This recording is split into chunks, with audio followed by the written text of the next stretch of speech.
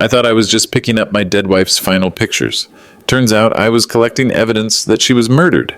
This story has more twists than a broken transmission, and my wife had been documenting every gear that was about to fail. If you've ever felt something wasn't right in your family, drop your city name below and hit subscribe, because sometimes the truth develops in a dark room. My name is Jose Hamilton, 62, retired Boeing engineer. 3 months ago, my wife Margaret died falling down our stairs at 2:47 a.m. Everyone called it a tragic accident. The paramedics, the police, even my son-in-law, David, who found her body that morning. I believed them. Margaret was 58, careful, methodical, the kind of woman who'd spent 15 years as a bank auditor catching other people's mistakes. But accidents happen, right? For 3 months, I carried that camera around like a talisman, Margaret's Canon EOS that she'd become obsessed with toward the end, always photographing documents, saying she wanted to preserve family history. I figured it was her way of processing mortality. Last Tuesday, I finally took it to Fast Photo on Capitol Hill. Just wanted to see her final pictures, maybe find some closure. That's when everything I believed about my family fell apart. Margaret hadn't been taking family photos. She'd been building a criminal case against our son-in-law, David Chen. The kid at Fast Photo, Tyler, couldn't have been more than 20, went white when he processed the film. 73 photographs, but these weren't snapshots. They were evidence. Bank statements with highlighted discrepancies. Forged documents photographed next to originals for comparison. Transfer authorizations moving money from our Hamilton Family Foundation to personal accounts. All signed with my name, none of them by me. Tyler showed me through the prints with shaking hands. His supervisor, a middle-aged woman named Carol, stood behind him looking like she'd seen a ghost. Mr. Hamilton, your wife was documenting sophisticated financial crimes, Carol explained. These signatures are forgeries, but they're professional level work. Someone with serious training in document fraud. The transfers all went to one account, David Chen's personal banking at First National. My son-in-law had been stealing from the Hamilton Family Foundation, the scholarship fund Margaret and I had built over 15 years to help underprivileged kids get college educations. The amounts were surgical in their precision, $85,000 here, $127,000 there, $94,500 from another account, always under the $150,000 threshold that triggers automatic federal banking reviews. David had married our daughter, Jennifer, 3 years ago. Seemed like a solid choice. Certified public accountant, stable job at Morrison & Associates, treated our daughter like a princess. When his firm downsized 18 months later, we'd brought him into the foundation as chief financial officer. Keep the financial management in the family, Margaret had suggested. It seemed logical.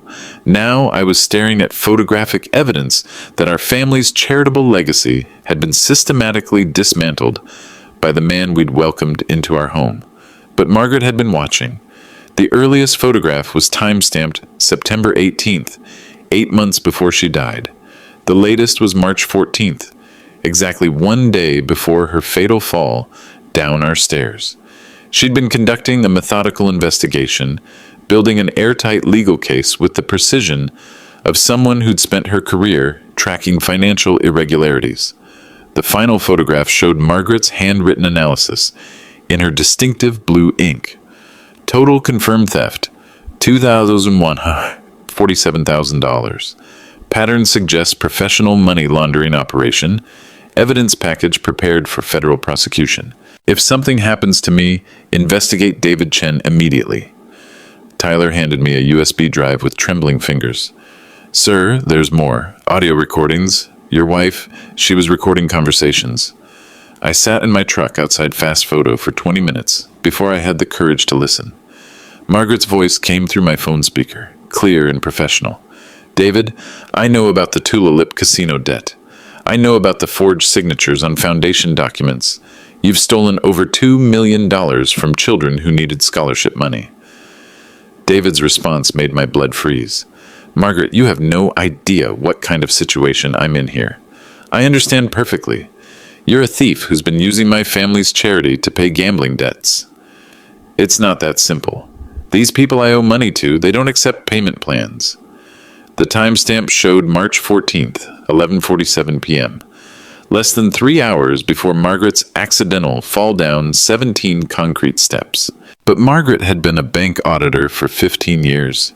She knew how to follow money trails that others missed. I spread Margaret's photographs across my kitchen table like an engineer analyzing structural failure points. The scope of David's theft was staggering, but the sophistication suggested something far worse than gambling addiction. This was systematic financial fraud designed to avoid detection. Shell companies with legitimate-sounding names were making donations to our foundation: Pacific Northwest Educational Trust, Emerald City Youth Development, Cascade Scholarship Initiative. Except these companies didn't exist. Margaret had researched their registered addresses: vacant lots, closed businesses, mail forwarding services. David had been creating fake corporations to funnel his gambling winnings back through our foundation, making illegal income appear as legitimate charitable donations. When he lost, which the casino records showed was frequently, he'd forge my signature to authorize emergency transfers from foundation accounts into his personal banking. But there was something else that made my engineering mind recognize a larger pattern. The amounts weren't random. They followed a mathematical sequence that suggested professional money laundering protocols. Margaret had photographed David's meetings with men I didn't recognize: license plates, timestamps, locations around Tulalip Casino and downtown Seattle. In one photo, David was handing an envelope to a man in an expensive suit outside the Fairmont Olympic Hotel. Another showed him receiving a briefcase from someone at Pike Place Market. This wasn't just personal gambling. David was laundering money for other people and taking a percentage. The photographs revealed something even more disturbing. David had been systematically manipulating our daughter, Jennifer. Pictures showed her signing foundation documents without reading them, David's hand guiding hers to specific signature lines.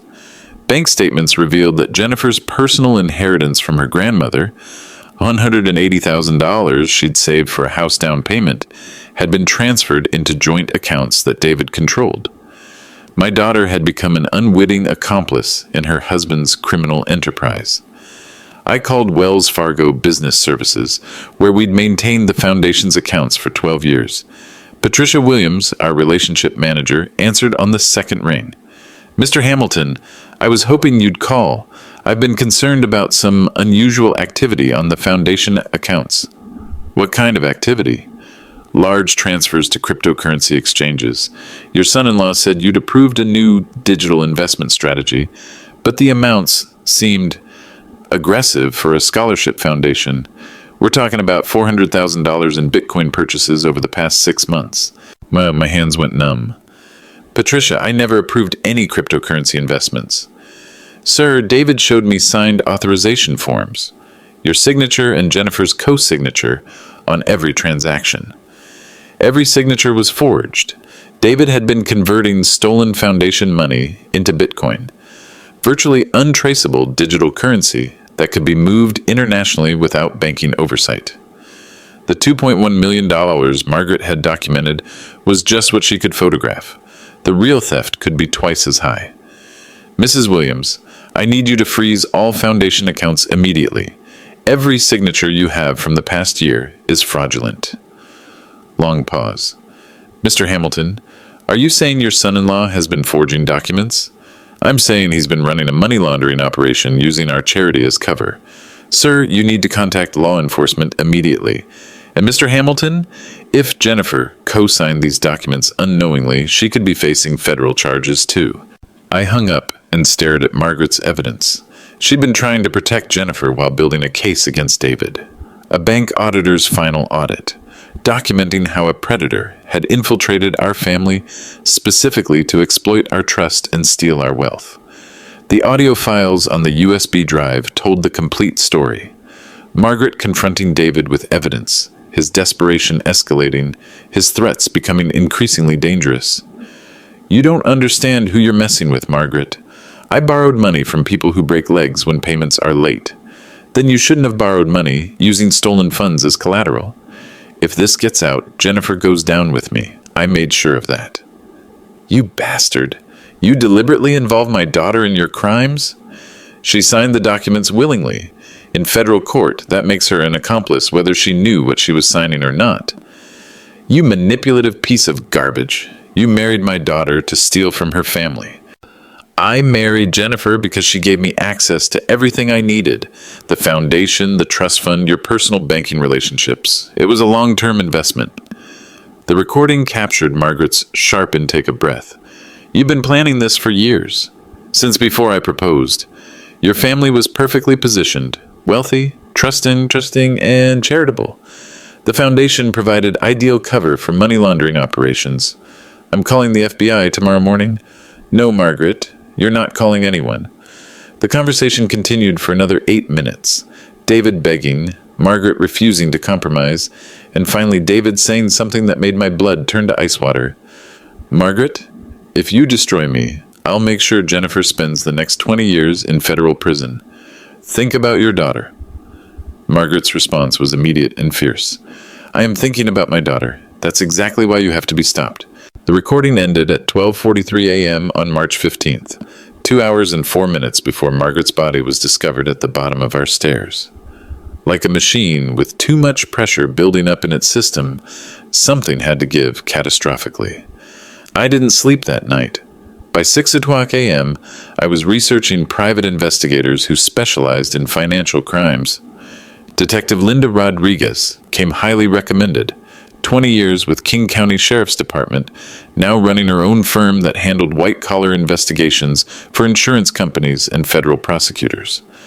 Rodriguez's office was in a converted warehouse in Georgetown, the kind of place where serious work gets done without attracting attention.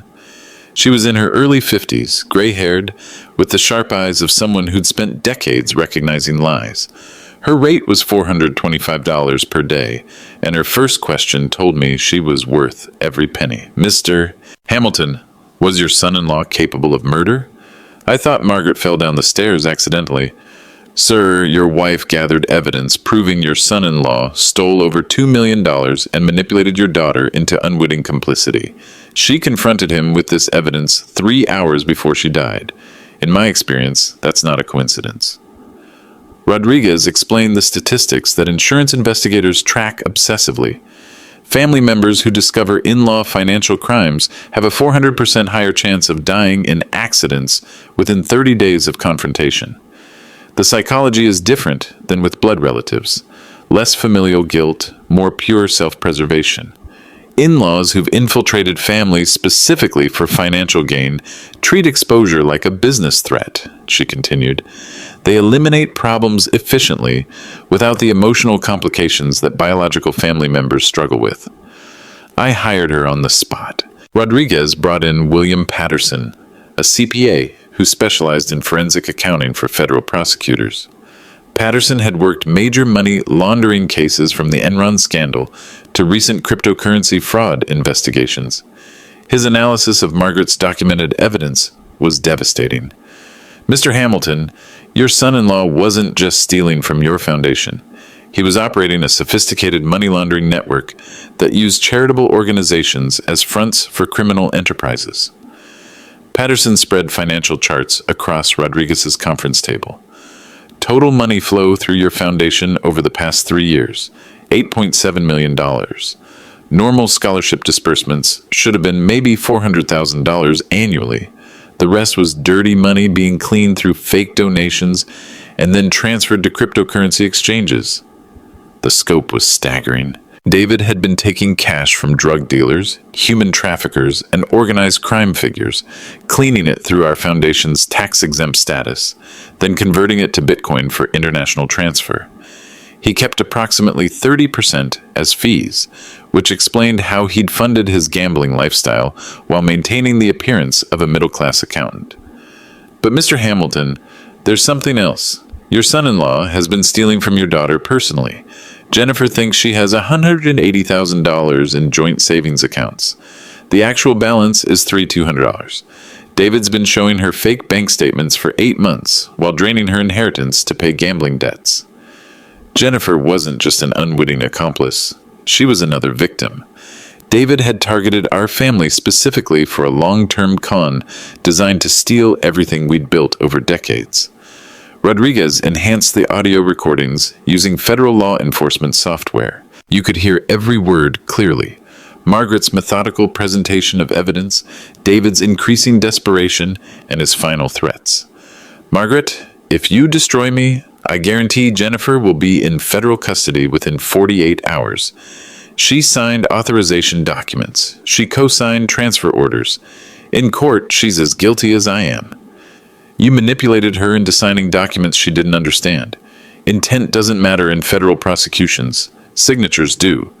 Your daughter's fingerprints are on every piece of evidence that proves money laundering operations. You're a monster. I'm a businessman who got in over my head with the wrong investors. But if I go down, I'm taking Jennifer with me. Is exposing me worth destroying your daughter's life?" Margaret's response was immediate. "I'm not exposing you to destroy Jennifer. I'm exposing you to save her from spending the rest of her life married to a criminal who's using her as cover for felony operations." The last clear sound on the recording was David saying, "Think very carefully about Jennifer's future, Margaret. Think about what's really best for your daughter." Rodriguez looked at me with 20 years of homicide investigation experience in her eyes. "Mr. Hamilton, we're treating this as murder, and we need to warn your daughter immediately. She's in danger from multiple directions." But none of us realized how thoroughly David had isolated Jennifer from everyone who could protect her. I called Jennifer that afternoon. She answered on the first ring, voice bright and cheerful, like nothing in the world was wrong. "Hi, Dad. Perfect timing. David and I were just talking about taking you out to dinner this weekend. He's been worried about you since Mom's funeral. Says you seem lonely." The manipulation was already in motion. David positioning himself as the caring son-in-law, concerned about his grieving father-in-law's mental health. "Jenny, I need to see you today. And I need to see you alone." Long pause. "Dad, that's kind of weird. David and I don't really do things separately anymore. He says married couples should make decisions together." That's when I realized how completely David had isolated my daughter. Jennifer had always been independent. Bachelor's degree in marketing, good job at a nonprofit before she married David, her own circle of friends. But over the past year, those friends had disappeared. She'd quit her job to focus on family and foundation work.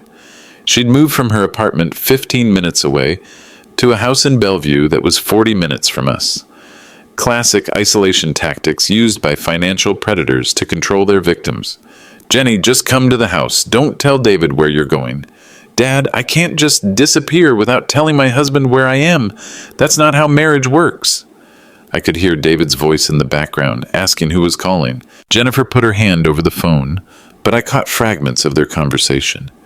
David's tone was concerned, protective, controlling. 2 hours later, Jennifer arrived at my house, but she wasn't alone. David was with her. "Dad, David was really worried when I told him you wanted to see me alone. He thought you might be having some kind of grief reaction, maybe need professional help." David Chen stepped into my living room like he owned it. Medium height, expensive suit that probably cost more than most people's monthly salary, practiced smile that never quite reached his eyes. For 3 years, he'd been playing the role of perfect son-in-law, and he was exceptional at it. Mr. Hamilton, Jennifer told me you sounded upset on the phone. Is there anything I can help with? Maybe foundation business that needs attention during this difficult time?" I looked at my 28-year-old daughter. Beautiful, intelligent, trusting, completely unaware that the man she loved had murdered her mother and was systematically destroying her life as part of a long-term criminal operation. "Jenny, I found your mother's camera. She was investigating financial irregularities in the foundation." David's smile never wavered, but something shifted behind his eyes. A predator's calculation, assessing threats and escape routes. "Oh, right. Margaret mentioned she had some concerns about bookkeeping procedures. I told her I'd be happy to walk her through the new accounting software we implemented."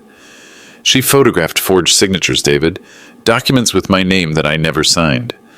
Jennifer looked genuinely confused. "Dad, what are you talking about? David handles all the foundation paperwork. You and Mom asked him to modernize the administrative systems.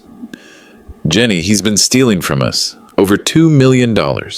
David immediately put his arm around Jennifer, protective, supportive, the concerned husband defending his wife from her father's paranoid accusations. The manipulation was masterful. Mr. Hamilton, I think grief might be affecting your judgment here. These are very serious accusations to make without evidence. Maybe we should call Dr. Patterson, have him prescribe something to help you through this difficult adjustment period. Jennifer was looking at me with pity instead of understanding. David had successfully positioned himself as the rational adult, concerned about his mentally unstable father-in-law's conspiracy theories. Dad, maybe David's right. You've been under enormous stress since Mom died. These ideas about financial crimes. I pulled out the USB drive Detective Rodriguez had copied for me. Jenny, listen to this. Then I connected my laptop to the television speakers and played the audio of Margaret confronting David about the theft, the gambling debts, the money laundering operations. Jennifer went pale as she heard her mother's voice, methodically laying out evidence of criminal activity. When David's voice came through the speakers, "If you destroy me, I'll make sure Jennifer goes to prison too."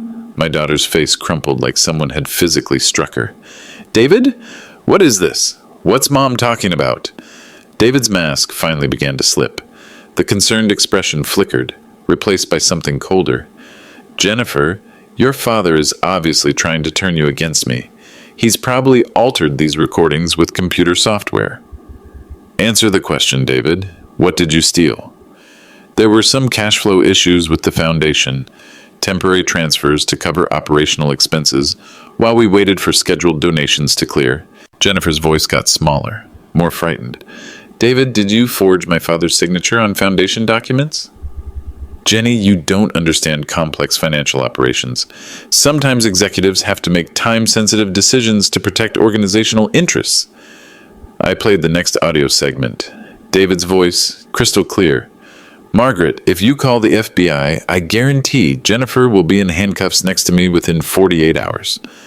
My daughter stared at her husband like she was seeing him for the first time in 3 years of marriage. "You were going to let me go to prison for something I didn't know I was doing?" David checked his phone, glanced toward the door like he was calculating escape routes.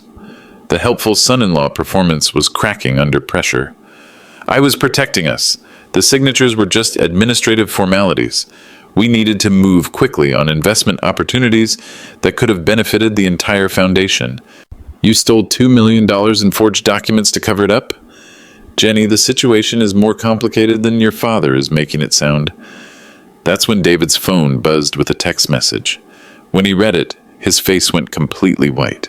For the first time in 3 years, I saw genuine fear in David Chen's eyes.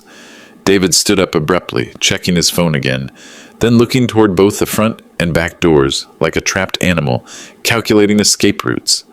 The helpful son-in-law mask had completely disappeared. What remained was a cornered predator assessing immediate threats. "Jenny, we need to leave, right now."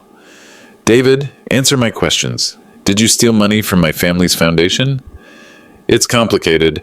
There were liquidity issues, cross-collateralization strategies to maximize return on investment." Jennifer's voice was rising.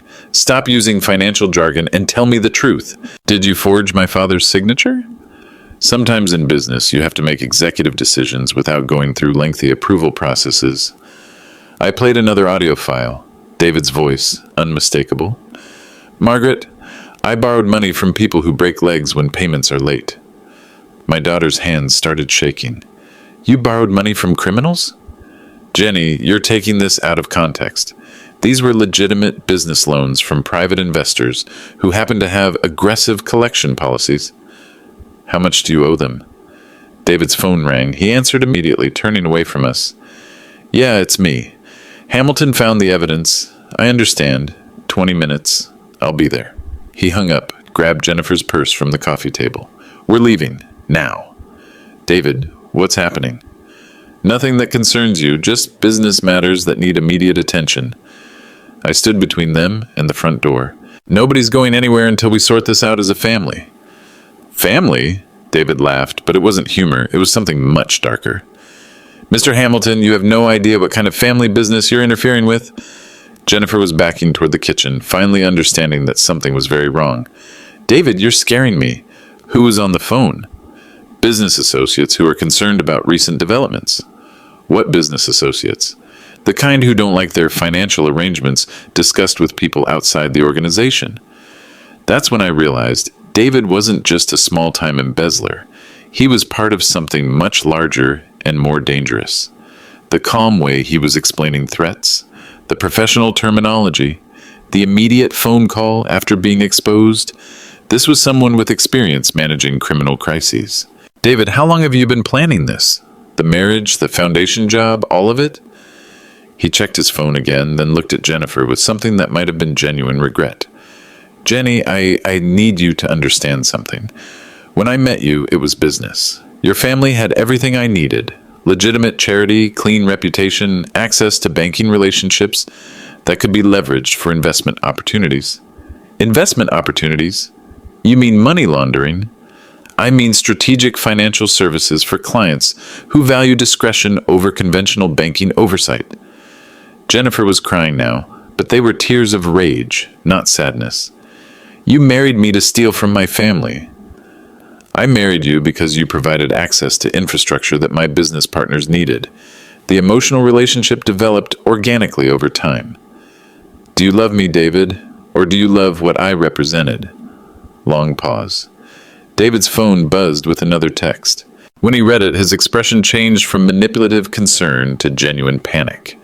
Jenny, we have 10 minutes to get out of this house. My business partners are coming here, and they're not happy about recent complications. What complications? Your mother's investigation created problems for people who don't forgive complications. Through the front window, I could see 2 black SUVs pulling into our driveway. 4 men in expensive suits getting out, checking the neighborhood like they owned it. These weren't street thugs. They were professionals who handled business problems efficiently. David grabbed Jennifer's wrist. Back door, now! I'm not going anywhere with you. Jenny, these people kill entire families when security breaches compromise their operations. They don't care that you're innocent. The doorbell rang once, then twice, then someone started pounding on the front door with authority. David was pulling Jennifer toward the kitchen. There's a service road behind your back fence. My car is parked there. You planned an escape route? I've been planning escape routes since the day I married into this family. Insurance policy for exactly this kind of situation. The front door opened. Someone had picked the lock with professional efficiency. Mr. Chen, we'd like to discuss some irregularities in your recent financial reporting. The voice was calm, educated, terrifying in its complete lack of emotion. David went pale and started pulling Jennifer harder toward the back door. I looked at my daughter, terrified, confused, being dragged away by a man who'd murdered her mother and was now exposing her to organized criminals who wouldn't hesitate to kill witnesses. Margaret had died trying to protect Jennifer from exactly this situation. She'd known that exposing David would put our daughter in danger, but she'd also known that letting him continue would destroy Jennifer's life completely. Through the trees, I could see flashlights moving through our house. Methodical, professional search patterns. They weren't looking for us yet, but they would be soon. David had his car keys out, moving toward a BMW parked on the service road with its engine running. He'd been planning this contingency for months. Get in the car, both of you. Jennifer refused. I'm not going anywhere with someone who killed my mother. If you stay here, those men will kill you to eliminate potential witnesses. Is that what you want? I thought about Margaret, alone in our house 3 months ago, making the same impossible choice. Expose David and risk everything, or protect family peace and let him continue destroying lives. Margaret had chosen truth over safety, justice over comfort, but she'd also chosen to protect her daughter above everything else. That's when Detective Rodriguez called my cell phone. Mr. Hamilton, where are you? There are crime scene investigators all over your house. I put the phone on speaker so Jennifer could hear. David was trying to push her toward his car, but she was resisting. Detective Rodriguez, we're behind the house. David Chen is with us, and there are armed men searching our home. Sir, those men are federal agents, FBI Joint Task Force. We've been tracking David's money laundering network for 18 months. David stopped pushing Jennifer and stared at my phone like it contained impossible information. That's not possible. My security protocols are perfect. Mr. Chen, your security protocols were compromised the day Margaret Hamilton started her investigation. Your mother-in-law was feeding information to federal authorities for 6 months before she died. Jennifer looked at David with dawning realization. Mom was working with the FBI? Your wife contacted our financial crimes unit last September when she first discovered forged signatures. Rodriguez continued. She'd been operating as a confidential informant, documenting your son-in-law's money laundering operations while federal prosecutors built a RICO case.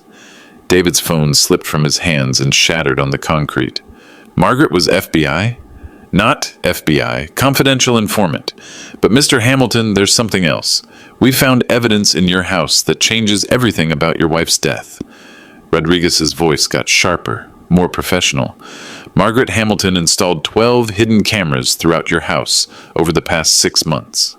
Motion-activated cloud storage backup, everything uploaded automatically to federal servers.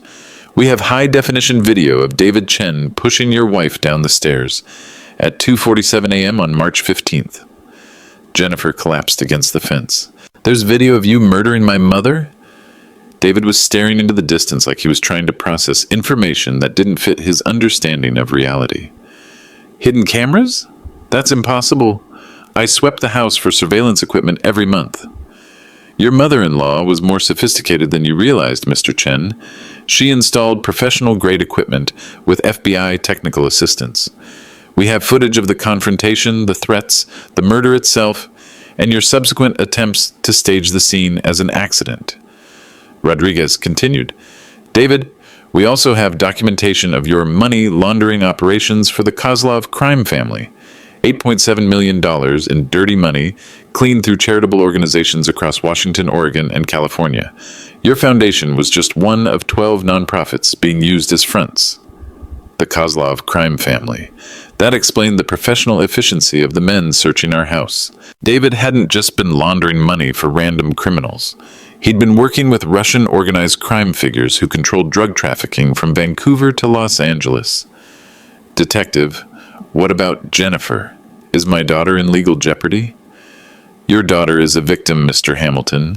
David forged her signatures on documents she never saw.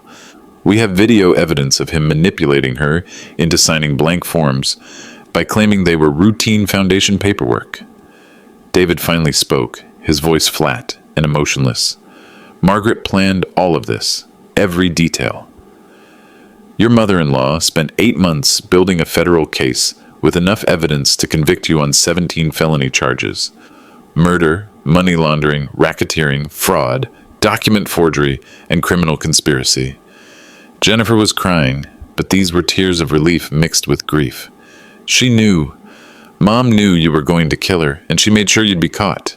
Mr. Hamilton, we need David to surrender immediately.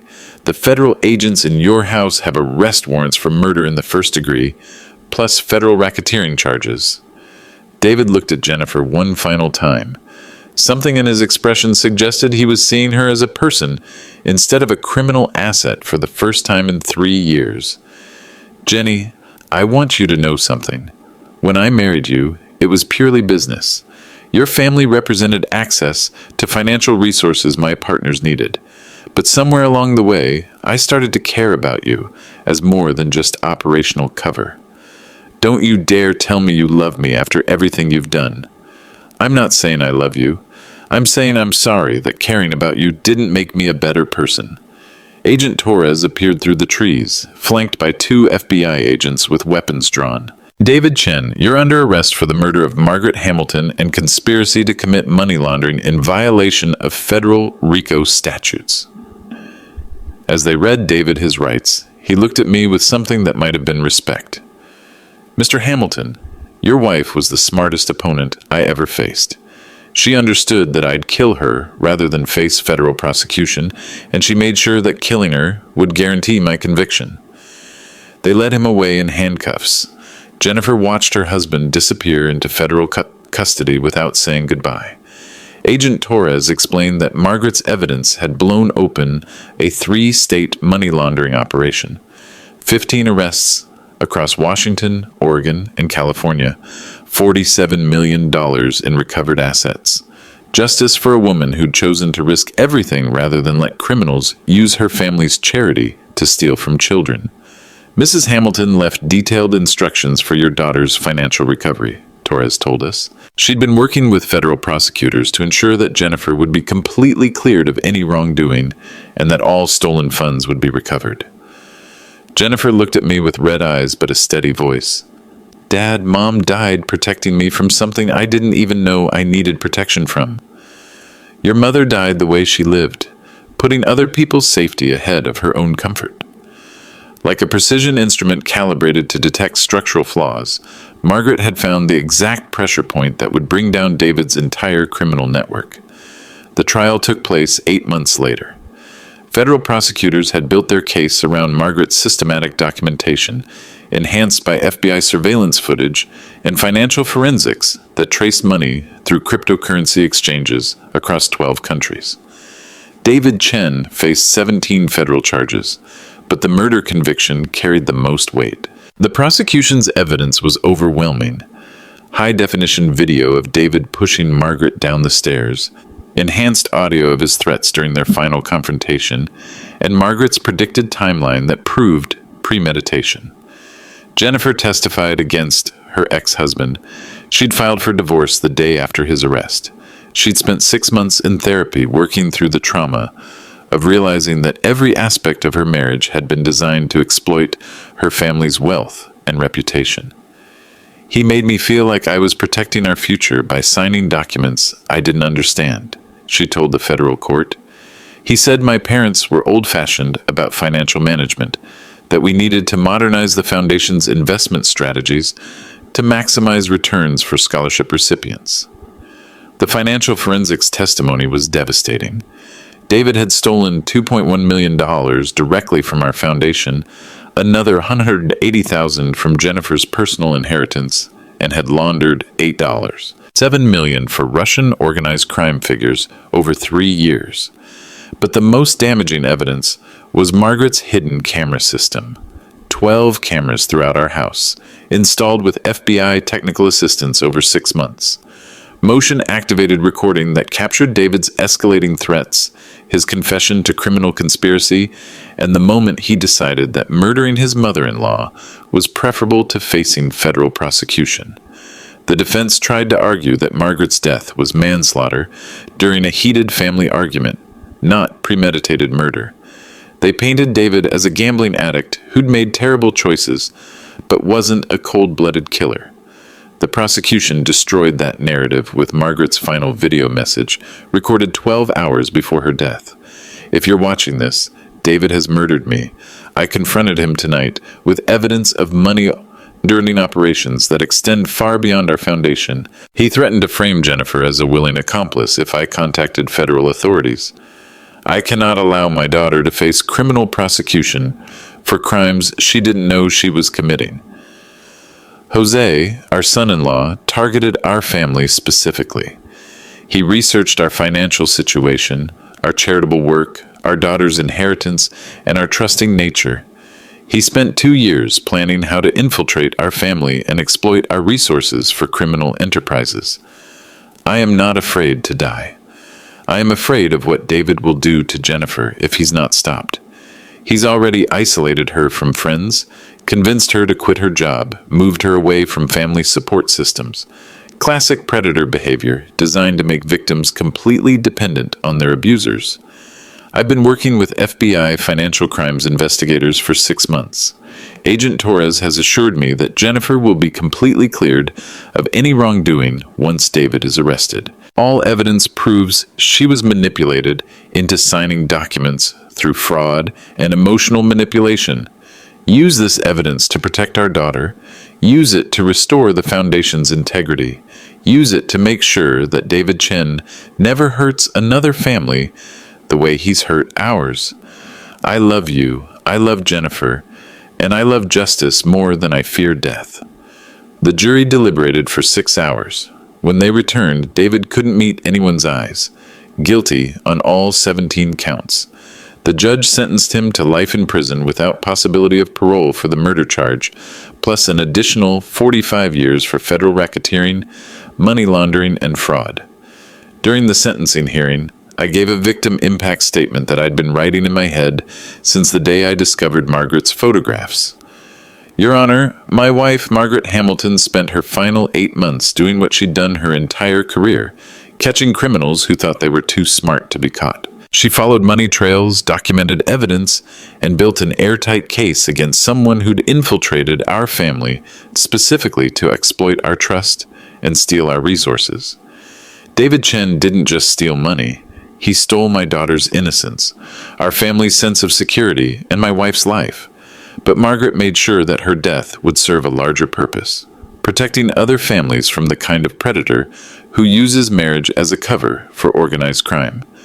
The evidence Margaret died collecting has led to the conviction of 15 criminals across 3 states and the recovery of $47 million stolen from legitimate charities, children's hospitals, veterans organizations, educational foundations, all being used as fronts for money laundering operations that David Chen helped coordinate.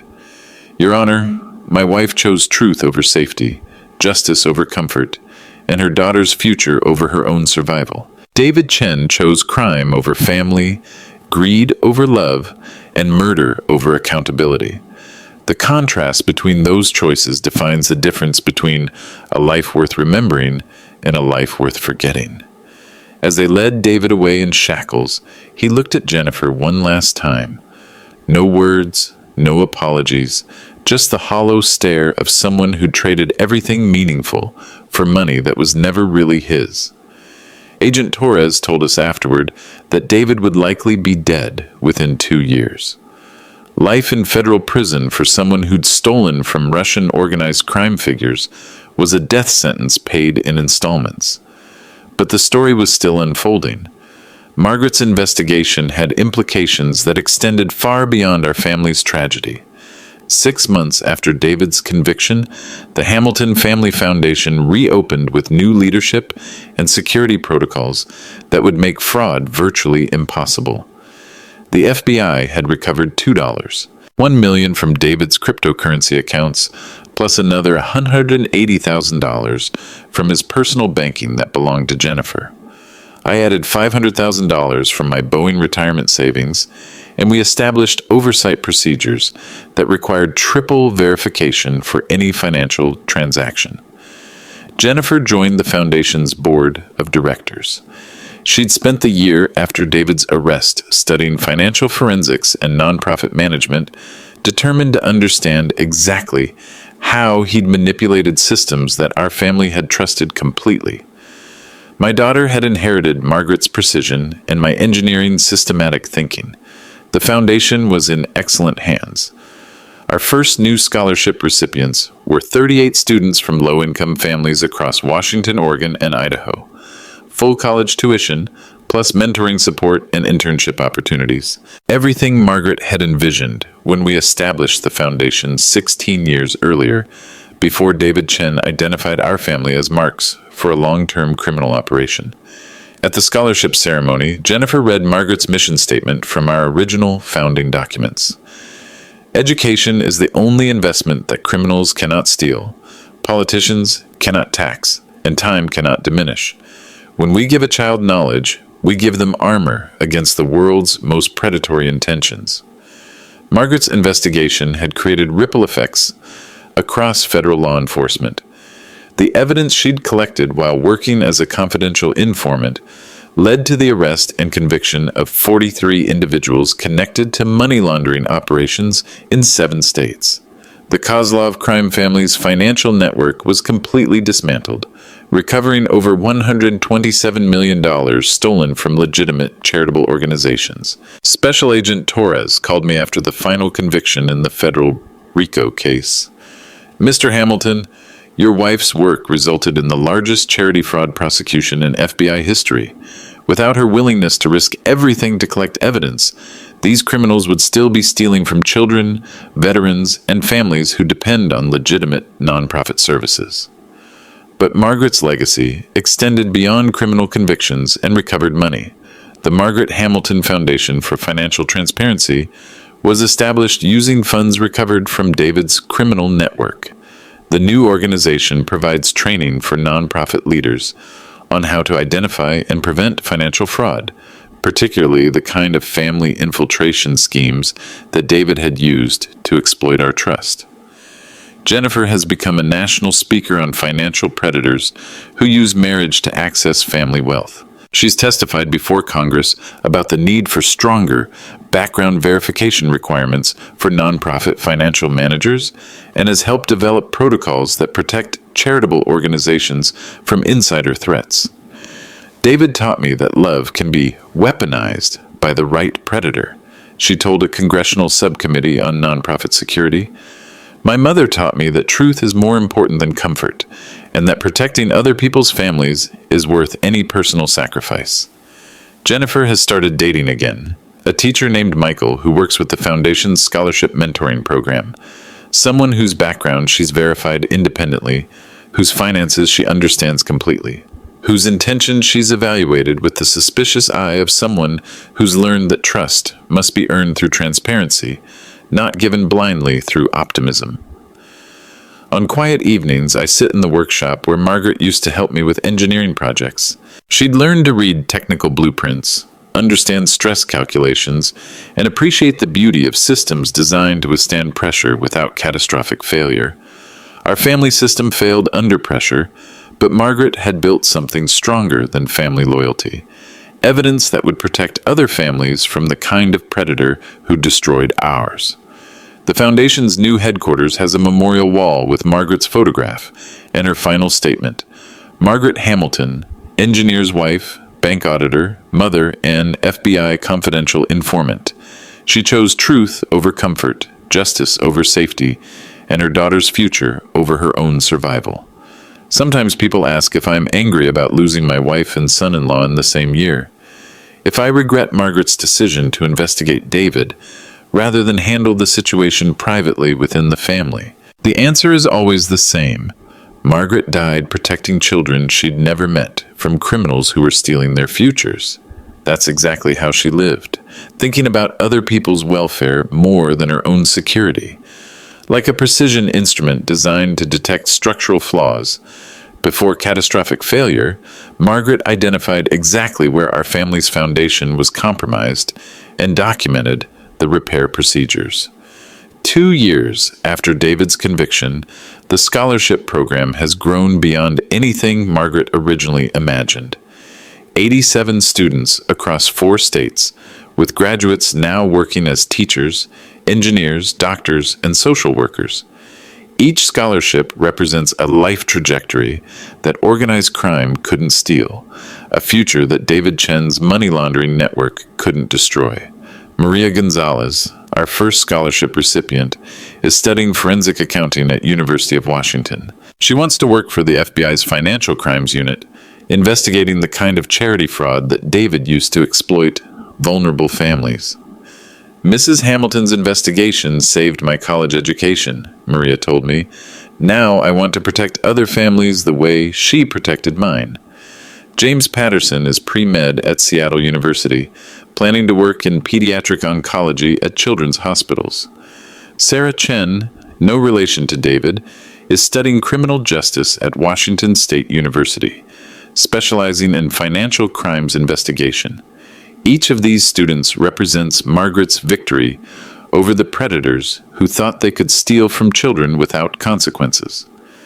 The FBI's investigation expanded into areas that none of us had anticipated.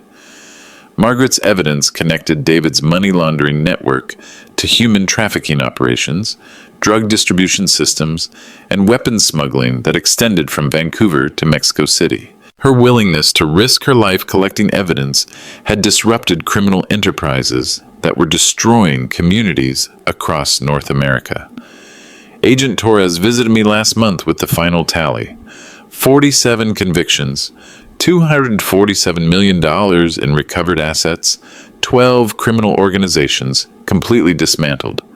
Margaret's 8-month investigation while working as a confidential informant had created the largest financial crimes prosecution in Pacific Northwest history.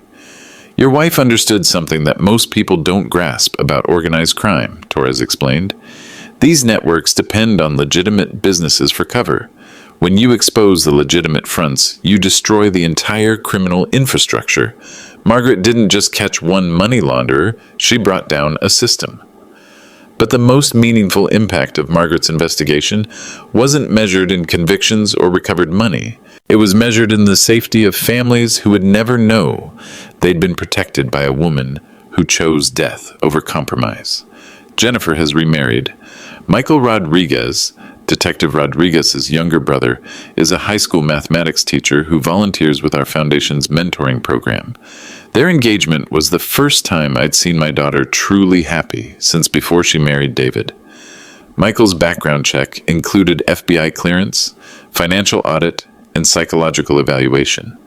Jennifer wasn't taking any chances with her heart or her future. "Dad, I know this seems paranoid," she'd told me when she explained the verification procedures, but David taught me that predators specifically target trusting people. Mom died teaching me that verification isn't the opposite of trust. It's how trust stays safe. The wedding was small, held in the foundation's new headquarters with scholarships recipients serving as the wedding party. Margaret would have loved seeing her daughter surrounded by the students whose educations her investigation had protected. During the ceremony, Jennifer read a letter Margaret had left for her wedding day. "My dearest Jenny, if you're reading this at your wedding, it means I didn't live to see you marry someone who truly deserves your love. It also means that you've learned to distinguish between love and manipulation, between partnership and exploitation. I'm proud of you for choosing verification over blind trust. That doesn't make you cynical. It makes you wise. The right person will understand that transparency is how love stays healthy, and they'll appreciate your caution as evidence of your intelligence. Marriage should make you stronger, safer, and more yourself than you were before. If someone asks you to give up pieces of yourself, walk away. If someone isolates you from family and friends, run. If someone makes you feel like you need their permission to be who you are, they're not a partner. They're a predator. Build a life with someone who wants to know everything about you and wants you to know everything about them. Secrets are poison in relationships. Transparency is oxygen. I love you. I will always love you. And I will always be proud of the woman who learned to protect herself by protecting others. Love, Mom." There wasn't a dry eye in the room. Margaret's words had traveled from beyond death to guide her daughter toward the kind of love that builds up rather than tears down. On quiet evenings now, I sit in Margaret's memorial garden behind the foundation headquarters. She would have been 61 this year, probably retired from her bank auditing career, possibly volunteering as a financial literacy instructor for the scholarship recipients. Instead, she's remembered as the woman who chose justice over safety, who documented criminal evidence knowing it would cost her life, who protected her daughter and countless other families by refusing to let organized crime steal from children without consequences. The garden has a simple inscription on black granite: Margaret Hamilton, 1965-2024. She chose truth over comfort, and her truth set others free. Sometimes scholarship recipients visit the memorial when they're struggling with difficult decisions about integrity versus convenience. They sit where Margaret's roses bloom year-round and think about a woman who showed them that doing the right thing sometimes requires sacrificing everything, but that the sacrifice makes the truth more powerful than the people who tried to destroy it. Every month I receive updates from scholarship recipients whose lives were changed by Margaret's investigation. Not just the students who received direct financial support, but children whose families benefited from the charitable organizations that David's money laundering network had been exploiting. The Children's Hospital of Seattle recovered $8.3 million that had been stolen through fake donation schemes. Veterans organizations across Washington state recovered $12.7 million that was supposed to fund housing assistance for homeless former military personnel. Educational foundations in Oregon and California recovered $18.9 million that David's network had diverted from legitimate programming. Margaret's willingness to die for evidence had protected thousands of families who never knew they needed protection. The Hamilton Family Foundation now operates with complete financial transparency. Every transaction is posted online in real time. Every board member undergoes annual FBI background verification. Every family member involved in operations submits to quarterly audits by independent forensic accountants. Jennifer leads the foundation with the systematic precision she inherited from her mother and the engineering mindset she learned from me. Under her leadership, we've expanded from regional scholarships to national programming that helps other charitable organizations identify and prevent the kind of financial infiltration that David had used to exploit our trust. We're not just giving scholarships anymore, Jennifer explains to new board members. We're teaching other nonprofits how to protect themselves from predators who use charitable work as cover for criminal enterprises.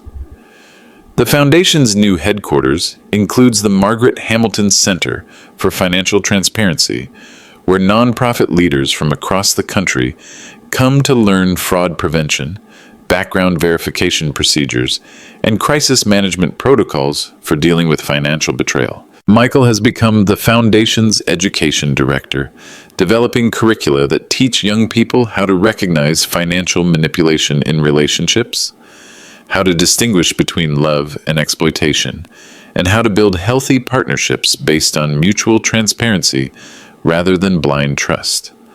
Their first child is due in September. Jennifer has already decided that her daughter will grow up knowing about Margaret's investigation, understanding that sometimes protecting people you love requires risking everything you have. I want her to know that her grandmother was a hero, Jennifer told me. Not because she died, but because she chose truth over safety and protected children she'd never met from people who were stealing their futures. On Margaret's birthday each year, the Foundation hosts a dinner for scholarship recipients and their families. This year, we had over 200 people celebrating the life of a woman who chose justice over comfort and evidence over denial. The evening always ends the same way. Jennifer reading Margaret's mission statement, me presenting the Margaret Hamilton Award for Financial Integrity to someone who's protected charitable organizations from fraud, and everyone sharing a moment of silence for a woman who understood that some battles are worth dying for.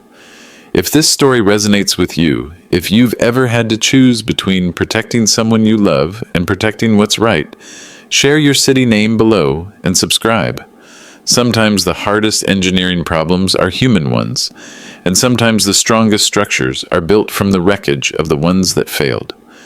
Margaret taught me that integrity isn't about avoiding difficult choices.